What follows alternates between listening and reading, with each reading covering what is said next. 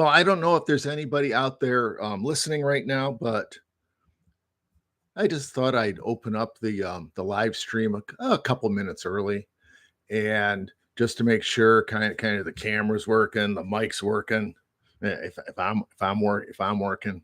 So this will be fun. So I'm going to wait for another minute here just to let other folks join in, and then we'll get this Ask Me Anything Garden Edition, the relaunch, the reboot, getting going. Okay, so just hang on.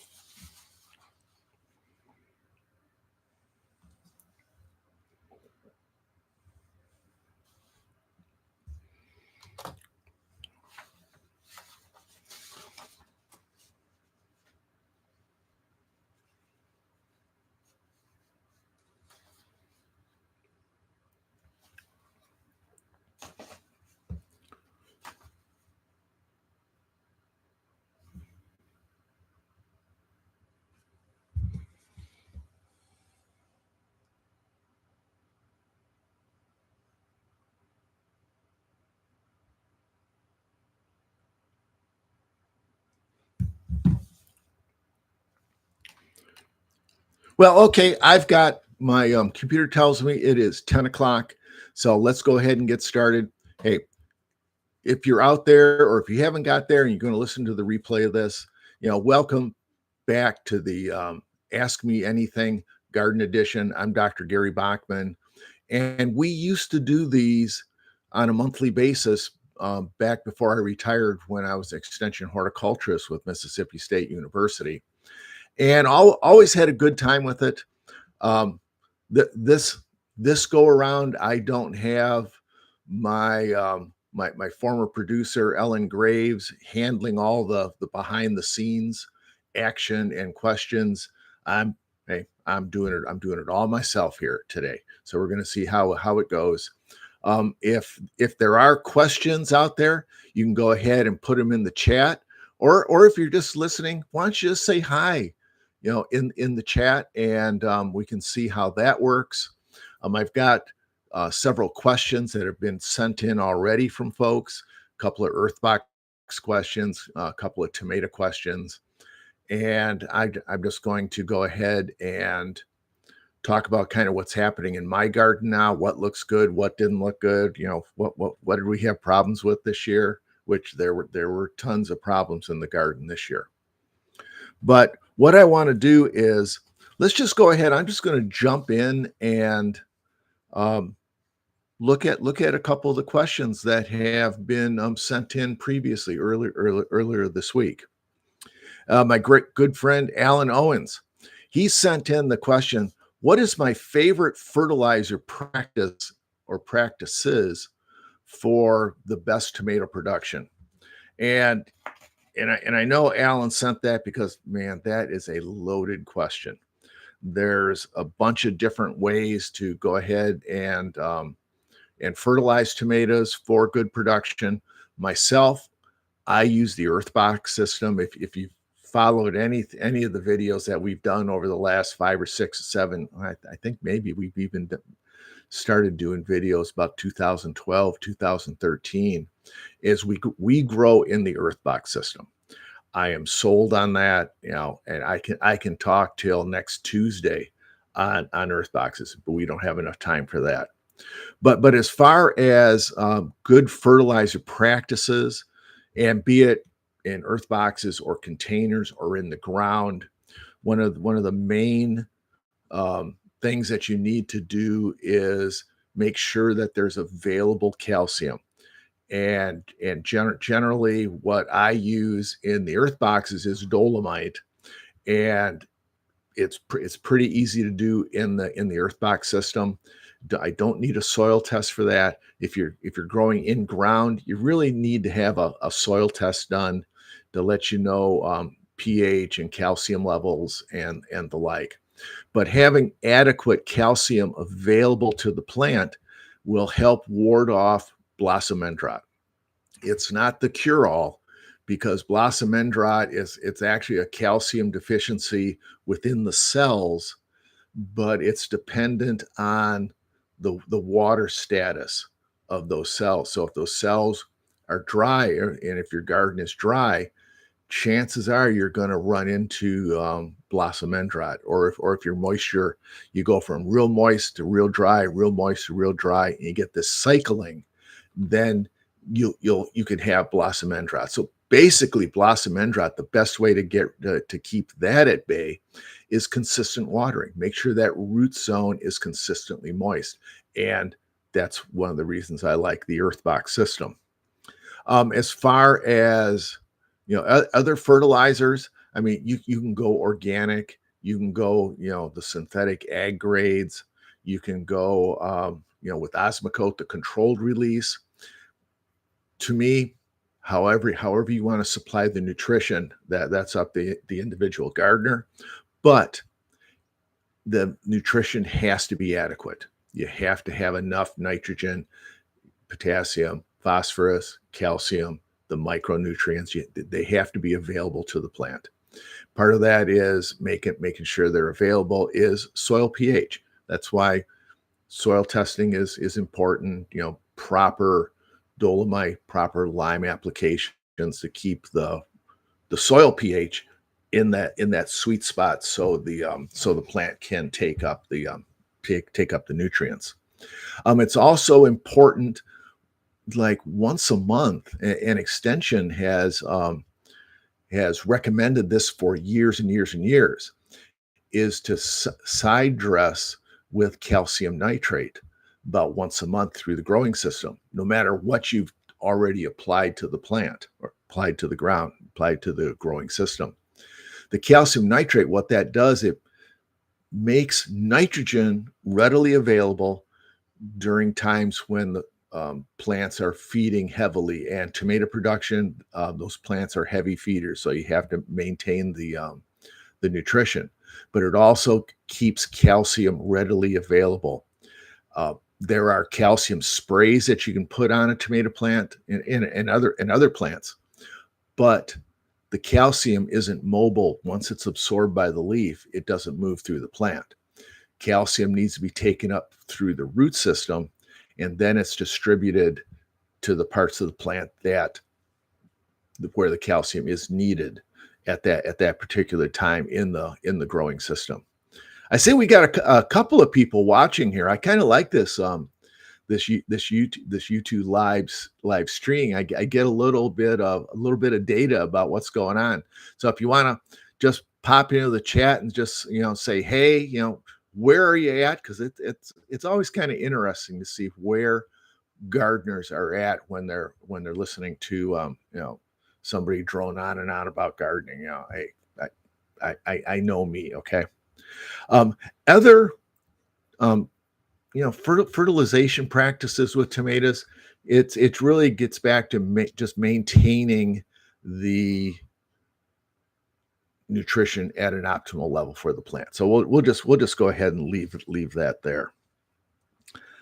And then another question was sent in, but from Pam, and she loves her sub-irrigated planter boxes. That's what the Earthbox system is a sub-irrigated system. It keeps that root zone consistently moist.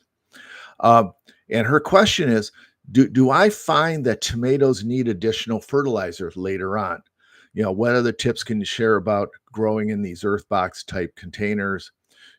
And then there's a second question here, which I'll get to. Yeah, supplemental fertilization. I've already touched on the extension recommending side dressing with calcium nitrate. What I found out with the Earthbox system is about every 2 weeks, 10 days, 2 weeks, the tomatoes benefit from a teaspoon of calcium nitrate just dumped right into the reservoir, into the watering tube. And that maintains that availability of the calcium and the nitrogen. And I noticed it when I first started growing in earth boxes, oh my gosh, I started using earth boxes in 2008 with 5. I have 142 at the house here in Ocean Springs. So just let you know, I'm sold on the system. But I was noticing that some of the plants, even though I was following the Earthbox fertilizer recommendations, that they were kind of looking hungry. Yeah, and we all know what a hungry plant looks like. They kind of go off color a little bit, get a little chlorotic, and I was seeing that, and took that extension recommendation of side dressing with calcium nitrate in the field and thought, why can't we do that in an Earthbox system? Well, started 1 teaspoon every 10, 14 days, got really great results. And one of the when the Earthbox forum was really going, and by the way, I am the global moderator for the Earthbox chat room that we have. But I made the comment that I thought my tomato plants looked a little hungry, and so I gave them a snack. That was the calcium nitrate, because I mean, even when we get hungry, a little snack really kind of helps the mood. And in the Earthbox world, adding the calcium nitrate like that every 10 to 14 days, just 1 teaspoon, just granted, don't have to dissolve it or anything. It's become known as the snack. So it's kind of a fun way that evolved, but it works regardless of the crop that you're growing. So that's one of the recommendations that I would make, Pam. The other is, do you reuse the soil in all the boxes regardless of the plant that's being grown? And yes, I do. And here's why. Uh, we hear all kinds of recommendations of rotating crops, especially the tomatoes, the cucumbers, the peppers, all those Solanaceae plants and cucurbits, because if you plant in the same spot year after year after year, you can build up a root zone pest population, the Fusarium verticillium in particular, which then cause problems with your plants. And so in ground system, you really have to try to move around. Well, in the Earthbox system, because you're using a professional peat-based growing mix, you don't have to rotate. I have some of my Earthboxes here in Ocean Springs. I do a spring crop and then I do a fall crop. Some of my boxes, I've done 2 crops of tomatoes every year since 2008. Not all of them, but I have dedicated tomato boxes that I don't change the mix out. What you want to do is every time you plant a new crop or a new season, you just add a little bit more fresh mix, and then you fluff it all up, because peat is organic and it will break down slowly, but it will break down, and you'll spill some out and everything. But you never really have to change unless you do get a root zone disease problems. In, let's see, what is that, 2008, in 17 years, I have never on purpose dumped out an Earthbox. Now, that's kind of the practical horticulture perspective, but from a practical cheap gardener perspective, because I am a cheap gardener, just like a lot of folks out there. Professional growing mix, the Metro Mix, the Jolly Gardener, the Sunshine Mix, they're expensive. Right now, I'm just thinking, I was pricing mix the other day, and I'm thinking, if I can get professional growing mix at $10 a cubic foot, I think that's a winner. Now, understand, an Earthbox that I'm growing in, each Earthbox takes 2 cubic feet of mix. So if I was to change the mix out every year in my 142 Earthboxes, that would be $20 times 142. That's like a really big number, and don't really need to do that. Now, I will change out mix that are in some of like the 5-gallon containers, 10-gallon containers. Sometimes I'll do that, but I never throw it away. I have, I think at last count, 20 30-gallon trash cans strategically placed around my yard that I go ahead and I reuse that mix in other pots and in other situations. But the mix never gets thrown away. So Pam, I hope that that answers that question for you. And let's see what else here. What are the questions I got? Oh, and here was Master Gardener friend Oni Jarman, moved from the coast up to DeSoto County. Now, next spring, the DeSoto Master Gardener group up there are hosting the 2026 Mississippi Master Gardener Association State Conference. And her question was, they'd like to grow some of their own flowers for the event. And kind of what would I recommend? It's going to be in April. Tough time to grow flowers reliably, to have them available at a specific date. I know a lot of folks like to do that for parties and weddings and things. Yeah, it's a fun project, but it's hard to do unless you have a greenhouse, and they're not sure they have a greenhouse. But one flower that they were considering are zinnias, and zinnias are, if there was one flower that I would suggest to do on something like that, is zinnia, because they are easy. They'll start blooming. You can direct seed those in the ground, or you can start in small pots and transplant. I do that a lot here. But one of the things you can look at, zinnias can start blooming anywhere from about 35 days after sowing, and depending on the zinnia that you want to grow. They have some small. Hey Oni, hey, thanks for joining. And I think I'm working on your question right now. So very, very good. I gotta try to do something here. I'm gonna play. There we go. I'm not quite sure what that did, but I tried to send hearts out there. I'm learning how to do this. But if you were going to do the zinnias, and you probably would want to do some of the smaller zinnias, it would be great to do a zinnia like here.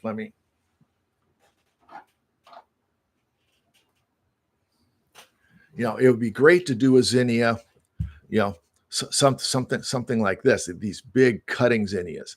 These are about 60 days before you can start harvesting. And so, you probably don't have enough time unless you have the greenhouse to grow them in. And now these zinnias here are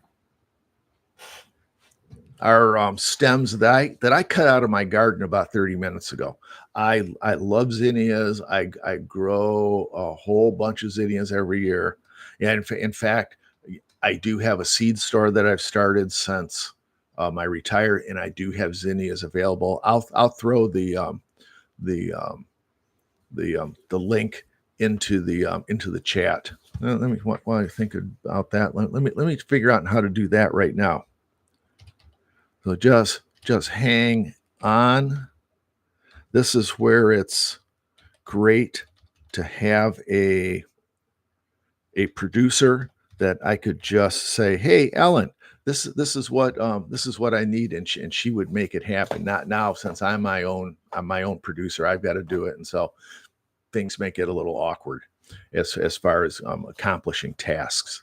But anyways, that's kind of what I would suggest, Oni, as far as doing zinnias. You can do some of the smaller zinnias. They got zinnias like 8, 10, 12 inches tall that are gorgeous. In fact, let me show these. These are some of the little mini zinnias that I grow. And you notice my fancy botanist gin flower vases that I like to use. Okay, I hope that helps. And send me another email, and we can go ahead and talk about that. Oh, as far as email goes, here, let me just throw my email into the chat, and feel free to send me notes, and we can go ahead and correspond that way. Now, we have another question. This is from my friend Marilyn, and she has an Earthbox question, and it's a good question too. It's more about along the fertilizer route, and she says, love the Earthboxes, but never been able to find the 777 that Earthbox recommends. Because let's just face it, that's just an odd analysis that you're not going to find in the store. I know Earthbox does sell it, and it's a little expensive. My recommendations as far as using just some of the regular fertilizer we can get, at the garden center or at the box stores, you can use 10-10-10. 10-10-10 is fine. But what you really should do is Earthbox will recommend 2 cups of the 777 in each Earthbox. Well, if you go ahead with the 10-10-10 and put 2 cups in, you're putting in too much nitrogen. So all you have to do is you just have to scale back how much 10-10-10 you're putting in to equal the nutrition of the 777. I know that's all. God, we're supposed to be gardening, right? We're not in math class, but math is important when you're trying to figure out the fertilizer applications. And let me see what else Marilyn said. She's used the 10-10-10, but over time I noticed some of the planting in my boxes aren't doing as well as they used to. Is the 10-10-10 possibly too much? And it could be. It could be the maybe you need more dolomite. I put dolomite in every time I replant my earth boxes, so that could be it. She says peas and okra were especially affected. That's interesting, because those are a couple of my kind of my no-brainer crops that I grow. But anyways, Marilyn, I'll look at that a little bit more, and I'll get back to you and send you a message on that. So what else we have going on here?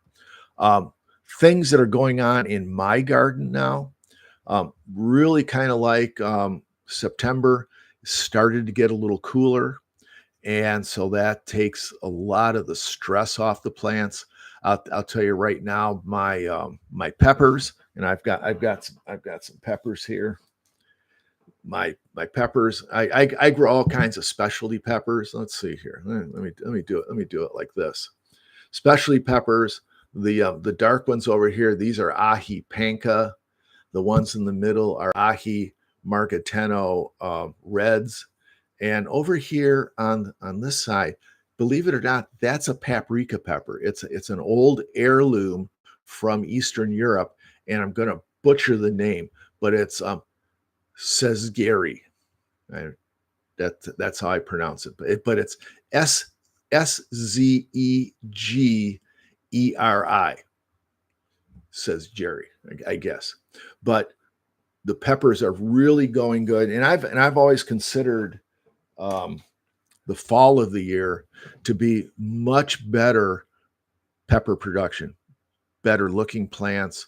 Even though peppers are full sun, they'll take full sun. It gets the heat and humidity just beats everything down in the garden. Once you start getting those nighttime temperatures, a little cooler, daytime temperatures not in the 90s, but kind of in the upper 80s. It's only a few degrees, but the plants really enjoy it, and my peppers are coming on strong right now. I also like to, because I do grow a lot of peppers, I also like to preserve. And I've shared videos on how we preserve peppers, from freezing peppers. We've canned peppers. I really don't like canned peppers. But one of the things I've started to do over the last couple of years, reach back over here again, is dry peppers.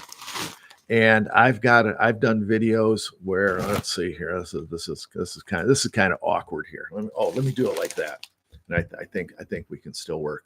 But these are datil peppers. These are that pepper that came over in the late 1600s, 1700s into St. Augustine, Florida, and has become naturalized there.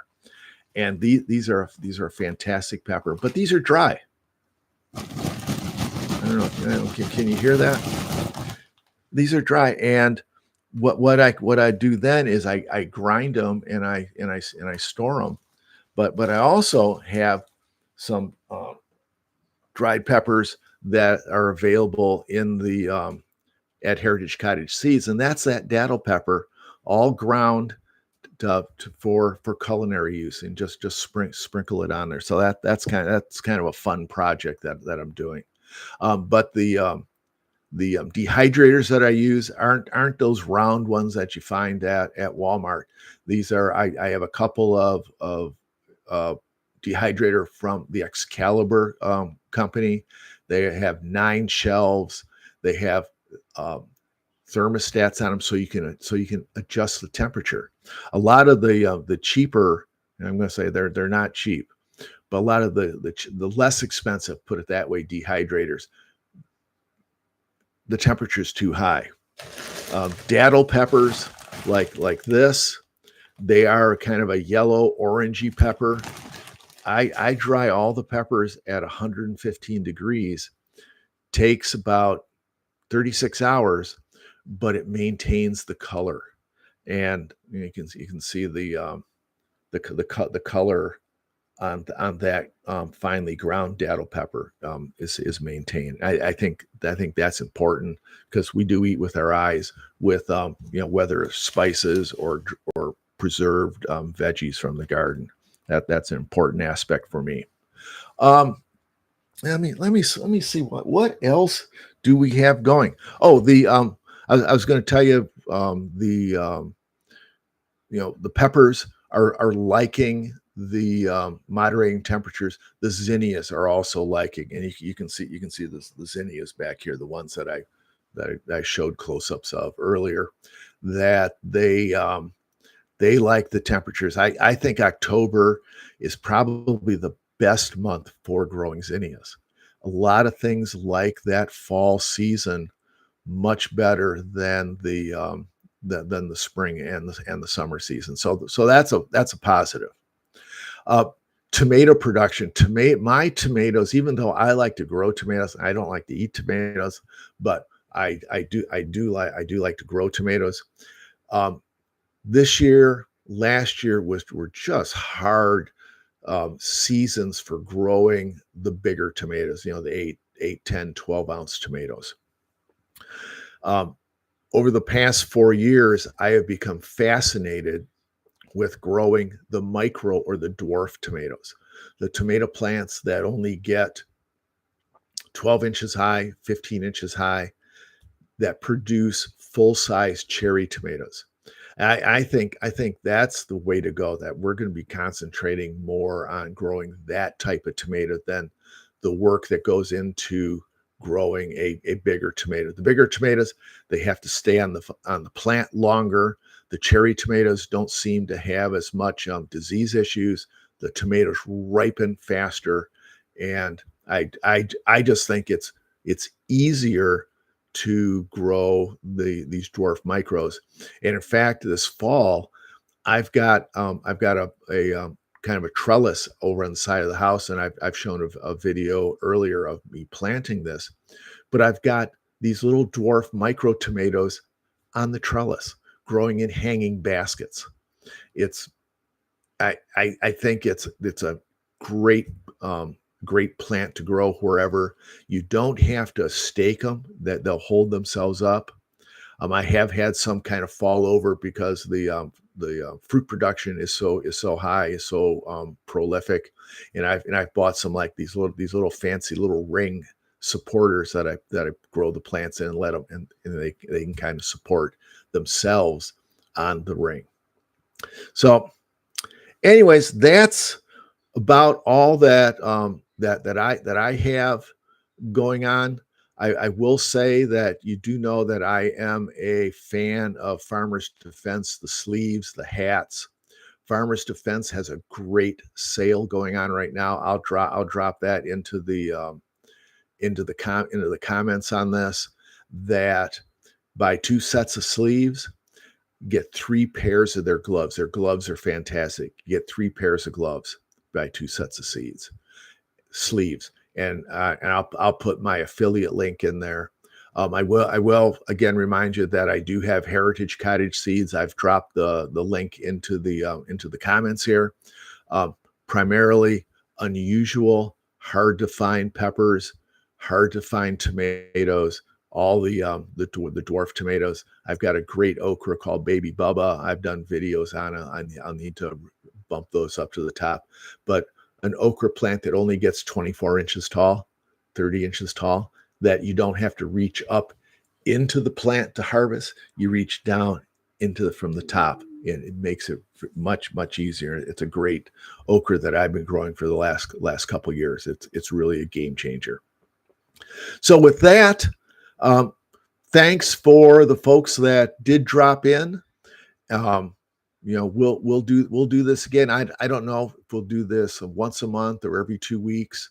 It all kind of depends what's going on in the garden. But this was just kind of the trial run to kind of kick this off again and have a little bit of fun. I always enjoyed doing this. And so anyways, if you like this, share it with your friends.